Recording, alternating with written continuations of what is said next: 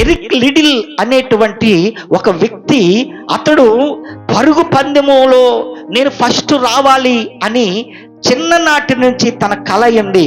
చిన్ననాటి నుండి తల్లి భయభక్తుల్లో తను పెంచుతూ, నీవు దేవుని ఘనపరిస్తే దేవుడు నిన్ను ఘనపరుస్తాడనే విషయం చెప్పినప్పుడు చిన్ననాటి నుండి ప్రార్థనలు ఎదుగుతూ వచ్చాడు. ఏమంటే చదువుకుంటున్నప్పుడు అతను ఒక ఆశ కలిగి తన తల్లితో చెప్పాడంట, అమ్మ నేను ప్యారిస్లో జరిగేటువంటి ఒలింపిక్స్లో నేను పాల్గొనాలనుకుంటున్నానమ్మా, అక్కడ పరుగు పందాలు జరుగుతాయి కదా, అందులో నేను పాల్గొంటానమ్మా, నాకు గోల్డ్ మెడల్ వస్తుందా అని అడిగితే తల్లి అందంట, బావు నీవు దేవుణ్ణి కనపరిస్తే దేవుడు నిన్ను ఘనపరుస్తాడు, నన్ను ఘనపరచువాని నేను ఘనపరుస్తానని ప్రభువు చెప్పాడు గనక నీవు ఎప్పుడు దేవుణ్ణి ఘనపరచు, నీవు ఎప్పటికైనా దేవుడు నిన్ను ఘనపరుస్తాడని చెప్పినప్పుడు బాల్యం నుండి సండే స్కూల్కి వెళ్ళేవాడు. యవన ప్రాయంలోకి వచ్చినప్పుడు దేవుని సన్నిధిలో గడుపుతూ ఉండేవాడు. మరి తను కోచ్ దగ్గరికి వెళ్ళి ట్రైనింగ్ తీసుకుంటూ ప్యారిస్లో జరిగేటువంటి ఒలింపిక్స్కి 100 మీటర్ల పరుగుకి ఏం చేస్తాడంటే పరిగెత్తడానికి ట్రైనింగ్ తీసుకుంటున్నాడంట. కోచ్ తను చాలా బాగా ట్రైన్ చేశాడంట. ప్రార్థన చేసుకుంటున్నాడు. ఒలింపిక్స్లో డేట్ అనౌన్స్ చేశారు. డేట్ అనౌన్స్ చేసినప్పుడు తను ఏమనుకున్నాడంటే, ఈ దినాలన్నీ జరుగుతున్నాయి కదా, ప్రార్థన చేసుకుంటూ ప్రభువా ఆదివారం గనక నా పేరు అనౌన్స్ చేసి అప్పుడు నేను పరిగెత్తాలి అని నా పేరు వస్తే నేను వెళ్ళను నాయన, ఆదివారం అయితే నేను పరిగెత్తను అని దేవునితో నిర్ణయం తీసుకున్నాడంట. కరెక్ట్గా అతని పేరు ఏమంటే వారములన్నీ స్టార్ట్ అయ్యాయి, కానీ ఇతని పేరు ఎప్పుడు వచ్చిందో తెలుసా? ఆదివారమే వచ్చిందంట. కోచ్ దగ్గరికి వచ్చి కొడుతున్నాడు, ట్రైన్ చేస్తున్నాడు, అతని చేతులు పట్టుకుంటున్నాడు, బలపరుస్తున్నాడు. గో గో నువ్వు విన్ అవుతావు, నువ్వు విన్ అవుతావు అంటే అతను ఏమి చలవలేని వాడిగా ఉన్నాడు. ఎందుకంటే ఆదివారమే తన పేరు వచ్చింది. ఆదివారం రోజే పరిగెత్తాలి. తల్లి చెప్పిన మాట, నన్ను ఘనపరిస్తే నేను ఘనపరుస్తాను. అయ్యో ప్రభువా, నేను పరిగెడితే గోల్డ్ మెడల్ ఖచ్చితంగా నాకు వస్తుందని నాకు తెలుసు, నా కోచ్కి తెలుసు, నా దేశానికి తెలుసు. కానీ నేను నా గోల్డ్ మెడల్ కోసం పరిగెత్తి కంటే ఆదివారం నీ సన్నిధికి వెళ్ళి నేను పరిగెత్తుకుని వెళ్ళి అక్కడ నేను మోకరించి ప్రార్థన చేసి నేను ఆరాధించుట నాకు ప్రాముఖ్యం ప్రభు అని చెప్పి ఆ రోజు ఏమంటే కోచ్ అనుకున్నాడు కదా వెళ్తాడు అని. కానీ తను అక్కడికి వెళ్లకుండా ఒలింపిక్స్ జరిగేటువంటి ప్రాంతం నుంచి బయటకు వచ్చి సమీపంలో ఉన్న చర్చిలోకి వెళ్ళి కూర్చున్నాడంట. అక్కడ వాక్యం వింటున్నాడు, అక్కడ పేరు అనౌన్స్ అవుతుంది. ఆ రోజు వెళ్ళలేదు. కోచ్ దగ్గరికి వచ్చిన తర్వాత బాగా తిట్టాడంట, ఎంత కాలంగా నువ్వు ట్రైనింగ్ తీసుకున్నది ఎందుక? ఒక్క ఆదివారం నువ్వు దేవుని విడిచిపెడితే తప్పేమొచ్చింది? ఇదిగో నువ్వు ఈరోజు ఖచ్చితంగా పాల్గొని ఉంటే నీ గోల్డ్ మెడల్ వచ్చును. కానీ వేరే దేశస్తుడు గోల్డ్ మెడల్ పొందుకున్నాడు. పేపర్లో ఏమని రాశాడో తెలుసా?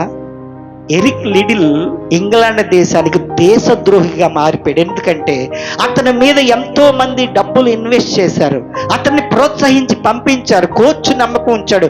దేశమంతా కూడా ఆ జెండాలు పట్టుకొని ఎరిక్ లిడిల్ గెలుస్తాడు గెలుస్తాడు గెలుస్తాడు అని చెప్పి జెండాలు పట్టుకొని తిండి తిప్పలు లేకుండా రాత్రి నుంచి ఆ స్టేడియంకి వచ్చి మేము కూర్చుంటే ఎరిక్ లిడిల్ మాత్రం ఎక్కడికి వెళ్ళి కూర్చున్నాడు చెప్పండి? చర్చికి వెళ్ళి కూర్చున్నాడా? ఈయన దేశద్రోహి అని పేపర్లో ప్రింట్ చేశాడంట. ఇంగ్లాండ్ దేశంలో జరిగినటువంటి ఆ ఒలింపిక్స్లో అతని పేరును తొలగించడానికి ఎప్పుడు ఇతను పాల్గొకూడదని అంటే ప్రార్థన చేశాడంట. మళ్ళా ఒలింపిక్స్ స్టార్ట్ అయినప్పుడు కోచ్ దగ్గరికి వెళ్ళి అడిగాడట, అయ్యా నేను పాల్గొనాలనుకుంటున్నాను అంటే అతనికి ఇంట్రెస్ట్ లేదు. ఎందుకంటే అప్పుడు 100 మీటర్ల పరుగు కాదు, ఇప్పుడు 400 మీటర్లు. ఎంతండి? ఇతను ట్రైనింగ్ చేసుకున్నాడు 100 మీటర్లకే, అంటే 100 మీటర్ల వరకే పరిమితి ఇతను పరిగెత్తగలడు. ఇప్పుడు 400 మీటర్లు పరిగెత్తాలి. 400 మీటర్లకి ఇప్పుడు ఇతనికి ఎప్పుడు ట్రైనింగ్ ఇవ్వలేదు కోచ్. అతను అన్నాడంట, అయ్యా నువ్వు తీసుకున్నది 100 మీటర్ల పరుగే, కానీ నువ్వు 400 మీటర్కి వెళ్తానంటున్నావు, అది అసాధ్యం అంటే, లేదయ్యా నన్ను బలపరచువా, నేను సమస్తము చేయగలనని దేవుని వాక్యం చెప్తుంది కనుక నేను చేస్తాను, నా దేవుడు నాకు తోడై ఉన్నాడు అని చెప్పి ఆ ఎరిక్ లిడిల్ అంటే సరే నువ్వు పాల్గొ అని చెప్పి పేరు రాయించి అతను 400 మీటర్ల పరుగు పందుల్లో పెట్టినప్పుడు అతను పరిగెత్తుతూ ఉన్నప్పుడు దేవుడు అతనికి సహాయం చేశాడు, గోల్డ్ మెడల్ కొట్టాడు. గట్టిగా చెప్పలు కూడా దేవుని స్తోత్రం చెప్తా. హల్లెలూయా. ప్రియ దేవుని సంగమా, మన జీవితంలో మనం చిన్నదాని కోసం దేవుని సన్నిధిని విడిచిపెట్టి పరిగెత్తుకొని వెళ్తే పెద్దది నీవు కోల్పోతావు. పెద్దది నీవు పొందుకోవాలంటే చిన్నదాన్ని నువ్వు దేవుని కోసం ఏం చేయాలి? వదులుకోవాలి.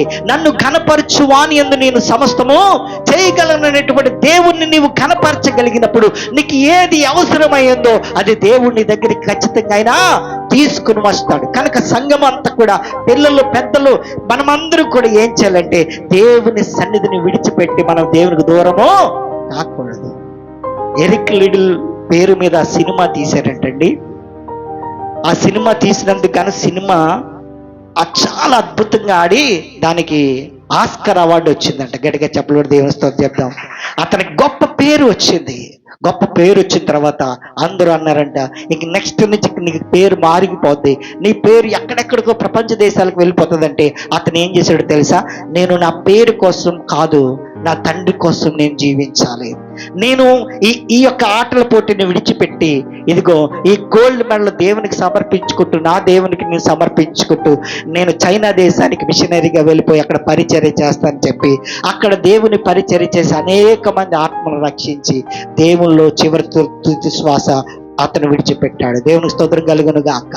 ఇతను తన జీవితాన్ని దేవుని మహిమార్థమై పరిగెత్తాడు.